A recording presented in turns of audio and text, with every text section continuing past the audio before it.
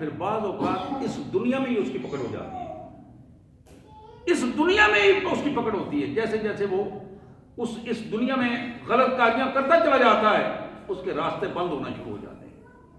اللہ تبارک و تعالیٰ اس کے لیے خود یہ دنیا تنگ کر دیتے ہیں. اللہ کا فرمان ہے وَمَنْ أَعْرَضَ عَنْ ذِكْرِي فَإِنَّ لَهُ مَعِيشَةً ضَنْكًا وَنَحْشُرُهُ يَوْمَ الْقِيَامَةِ أَعْمَى. جو بندہ ہماری ہدایات کو چھوڑ کر، ہمارے دین کو چھوڑ کر اس کے مخالف چلنا شروع کر دیتا ہے، ہم اس دنیا میں اس کا رہنا سہنا تنگ کرتے ہیں، معیشت تنگ کر دیتے ہیں. پھر وہ اپنے دشمنوں کے سامنے بظاہر ہاتھ پھیلاتا ہے، IMF کے سامنے گوڈے رگڑتا ہے، گٹے رگڑتا ہے، ہاتھ پھیلاتا ہے، کبھی کسی کے سامنے، کبھی کسی کے سامنے، کبھی کسی کے سامنے، ایک دوسرے کو ٹچکریں کرتے ہیں، ماحول بناتے ہیں اور ملک کی تباہی کا سودا کرتے ہیں.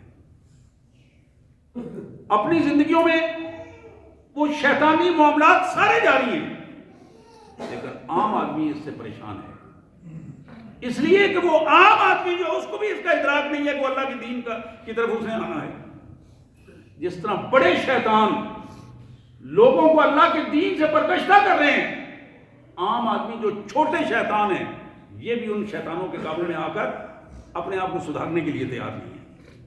اور نتیجہ یہ نکلتا ہے کہ مجموعی طور پر اللہ کی نافرمانی اور برائی کا ماحول بڑھتا چلا جاتا ہے. جب تک میرے پیارے بھائیوں اللہ کی طرف واپس نہیں آئیں گے بات نہیں بنے گی. اور یہی وہ بات ہے جو حضرت یوسف علیہ السلام کے حوالے سے بادشاہت ملی، انعامات ملے، تو پھر ایک ہی بات کہی، رب قد آتیتنی من الملک، مالک تو نے عطا کیا ہے، میں تیرا بندہ ہوں اور تیرا بندہ بن کر ہمیشہ عاجز بندہ بن کر رہوں گا، تیرے دین کو نافذ کروں گا.